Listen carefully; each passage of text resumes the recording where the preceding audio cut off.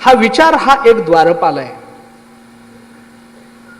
संत संगती हा एक द्वारपाल आहे. याच्याबद्दल मी अधिक विस्तार करत नाही. आपल्याला सगळ्यांना संत संगती काय माहिती आहे. संत संघाचा परिणाम मानवी जीवनावर काय होतो हेही माहिती आहे. संत नव्हे कुणाच्याही संघाचा परिणाम मानवी जीवनावर काय होतो हे आपल्याला कळतं. पतन उद्धार संघाचा महिमा त्यजावे अधमा संत सेवी हा विचार आपल्याला माहिती आहे. संघानच माणसं सुधारतात आणि संघानच माणसं बिघडतात अशी उदाहरणं आपल्याला माहिती आहेत. अनेक अनेक अनेक उदाहरणं आहेत. संघाचा फार मोठा परिणाम मानवी जीवनावर घडत असतो. मी एक सूत्र सांगतो, पुढे जातो. संघाचा इतका मोठा परिणाम मानवी जीवनावर घडतो की ज्याचा संघ मनुष्य करतो त्याच्या अनुपस्थितीतही त्याच्या मनासारखा वागत राहतो. हा संघाचा फार मोठा परिणाम आहे, फार मोठा परिणाम. ज्याचा संघ मनुष्य करतो त्याच्या अनुपस्थितीत त्याच्या मनासारखा संघ वागायला लावतो. तुम्ही वाईट माणसाचा संघ केलात तर वाईट माणसाच्या अनुपस्थितीत वाईट माणसाच्या मनासारखं आपण वागायला लागतो. हा संघाचा परिणाम. आणि संतांचा संघ आपण केला तर संतांच्या अनुपस्थितीत संतांच्या मनाला येईल असे आपण वागत राहतो. हा संतांच्या संघाचा परिणाम. संघानं एक बाई एका महात्म्याकडे गेली. तिने सांगितलं, महाराज माझ्या मुलाचं लग्न जमत नाही, पत्रिका बघा, त्याच्या जीवनाचं काय आहे बघा, त्याचं भविष्य काय सांगा. मालकाने सांगितलं, माणसाने त्या महात्म्याने सांगितलं, तुझ्या मुलाचं भविष्य ऐकायचंय. हो म्हणे, मी त्याची पत्रिका आणली, गरज नाही, पत्रिका बघून सांगत नाही मी. मग त्याचा हात बघायचा नाही, मग त्याचं तोंड बघून सांगा, फेस रिडिंग. त्याचं तोंड बघून भविष्य सांगा, तोंडही बघायचं नाही, मग भविष्य सांगणार. कसं सांगणार? त्या महात्म्याने सांगितलं, तुझ्या मुलाचं भविष्य सांगायला पत्रिका नको, तोंड बघणं नको, हात बघणं नको, रेषा बघणं नको. मग कसं भविष्य सांगाल? त्या महात्म्याने सांगितलं, एकच मला सांग, तो कुणाच्या संघात राहतो एवढं सांग, लगेच त्याचं भविष्य सांगतो. फार मला भविष्य सांगायला पत्रिकेची गरज नाही, हात बघायची आवश्यकता नाही. संघाचा परिणाम मानवी जीवनावर फार खोलवर होतो. मग एका मिनिटाच्या नारदांचा संघाचा परिणाम केले रामायण रामाधी याच्यातही होईल. आणि अजामेळाने पाहिलेल्या एका दृश्याचा परिणाम सत्कर्माकडून निवृत्त होऊन दुष्कर्माकडे प्रवृत्त झालेल्या अजामेळासारखाही होईल. संघ कुणाचा लाभतो याच्यावर आपल्या जीवनाचं मूल्य ठरतं. आणि त्या संघावरून जर आपल्या जीवनाचं मूल्य ठरत असेल तर आपलं जीवन अमूल्य बनवायचं असेल तर अमूल्य व्यक्तींचाच संघ केला पाहिजे. जीवनाला जर अमूल्य बनवायचं असेल, जीवनाची किंमत वाढवायची असेल तर ज्या मर्यादेपर्यंत किंमत वाढवायची त्या मर्यादेच्या बाहेर असणारी जी मंडळी आहेत त्यांचा संघ झाला पाहिजे, तर जीवनाची उंची वाढेल. रेडा ज्ञानोबारांच्या संपर्कात येतो पण त्याचं मंदिर होतं. काय नाही, ज्ञानोबारांनी डोक्यावर हात ठेवून फक्त ऋग्वेद बोल एवढंच, ज्ञानदेव म्हणे बोल रे ऋग्वेद, एवढंच ज्ञानोबराय म्हणाले. रेडा ऋग्वेद बोलला, नंतर त्या रेड्याने ज्ञानोबरायांचा संघ सोडला नाही. रेड्याला कळतं,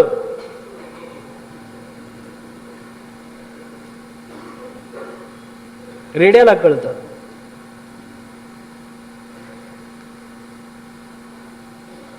तो रेडा ज्ञानोबरांच्या संपर्कात राहिला. मी म्हणतो जगात रेडे कमी आहेत का? मी गोठ्यातल्या रेड्यांविषयी बोलतो आहे, घरातल्या रेड्यांबद्दल मला काहीही बोलायचं नाही. रेडे कमी, पण कोणत्या रेड्याचं मंदिर झालं? एक ज्ञानोबरांचा स्पर्श ज्या रेड्याला झाला त्याचं मंदिर झालं. जगामध्ये रेडे कमी नाहीत.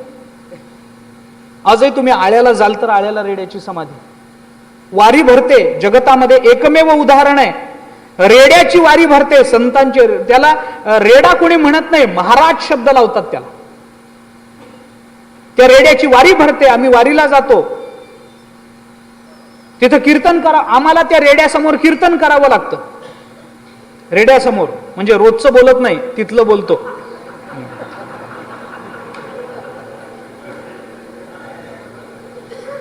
रोजची कीर्तन वेगळी, तिथलं कीर्तन वेगळं.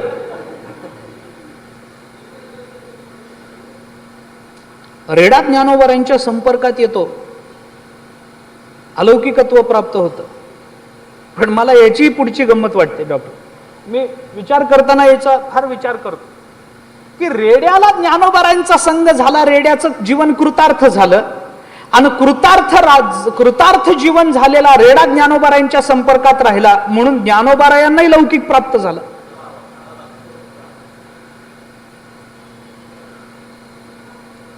ज्ञानोबारायांना कोणी मानायला तयार नव्हतं.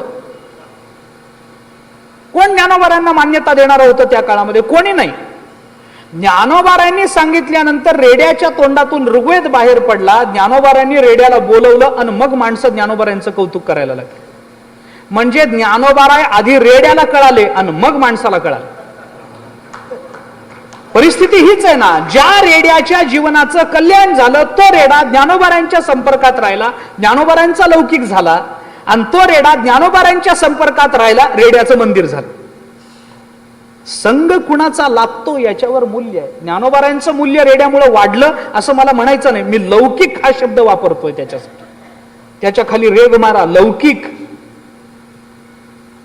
अलौकिकत्व मी सांगत नाही ज्ञानोबारायांचं. भिंतीचं संघ. असंग संग दोषेण साधो यांती विक्रियाम दुर्योधन प्रसंगेण भीष्मो गो हरणे गतः. पंचतंत्र बोलत. पंचतंत्रात आलेलं वर्णन आहे. असंग संग दोषेण साधो यांती विक्रियाम. असंग म्हणजे ज्यांचा संग खरं म्हणजे करू नये त्यांचा संग झाला तर साधू वृत्तीचा महात्मा देखील बिघडू शकतो. साधू वृत्तीचा महात्मा देखील बिघडू शकतो. तुकोबारांनी दिलेलं उदाहरण जर सांगायचं झालं तर ढेकणाच्या संगे हिराजो भंगाला कुसंगे नाडाला कोण? साधू. साधू कुसंगानं संपू शकतो. पंचतंत्रात आलेलं उदाहरण आहे. एका कावळ्याची आणि एका राजहंसाची मैत्री जमली. एका झाडावर राहायला लागले. वास्तविक राजहंसाने कावळ्याची मैत्री करू नये. एक मोत्याच्या चाऱ्यावर जगतो आणि एक पेंडावर जगतो. एक काळाच आहे, एक पांढराच आहे. एकाला मानस सरोवर लागतो, एकाला डबक्यातलं पाणी चालतं. स्वभाव भिन्नता आहे, तरी दोघांची मैत्री झाली, एका झाडावर राहायला लागली.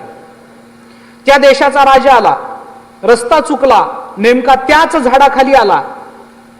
शिकारीला आलेला तो थकलेला झाडाखाली आला, पडला, डोळा लागला, उन्ह कलायला लागली.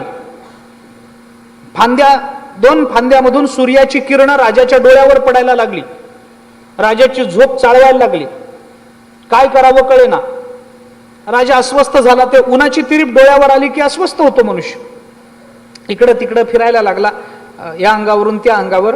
राजहंस बसला होता. त्या राजहंसानं विचार केला, बघा आपल्या देशाचा राजा आहे, आपण याच्या आश्रयाने राहतो, याला चांगली झोप लागली पाहिजे.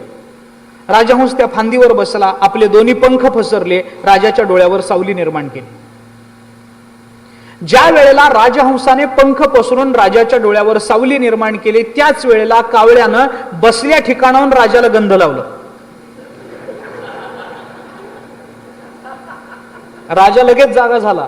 बघितलं काय घाण पडली. मी राजा, माझ्या अंगावर कोण घाण टाकतो. वर बघेपर्यंत कावळा उडून गेला. राजहंस पंख पसरून बसला होता. राजाला वाटलं याच पक्षाने आपल्या अंगावर घाण टाकली. त्याने धनुष्यबाण काढलं, राजहंसाला मारून टाकले. दृष्टांत संपला.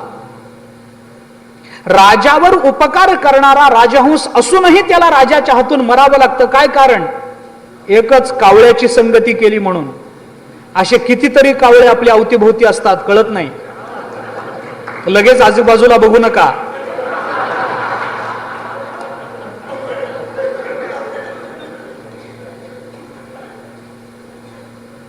भीष्माचार्य एवढे सत्य प्रतिज्ञ पण विराटाच्या घरच्या गायी चोरायला जातात. भीष्माचार्यांसारखा महात्मा त्यांनी गायीची चोरी करावी. का चोरी झाली? एकच कारण, दुर्योधनाचा संग झाला म्हणून. दुर्योधनाच्या संघाने जर भीष्माचार्य बिघडतात तर आपली काय कथा आहे? दर्या में खसखस, कुठं वाहत जाऊ पत्ता लागायचा नाही, महाराज सांगायचे दृष्टांत. एका माणसाची खसखशीची पुडी समुद्रात पडली. खसखस माहिती आहे ना? काय म्हणतात तिकडं मला माहित नाही. खसखस आपली अनारशाला लावतो ते.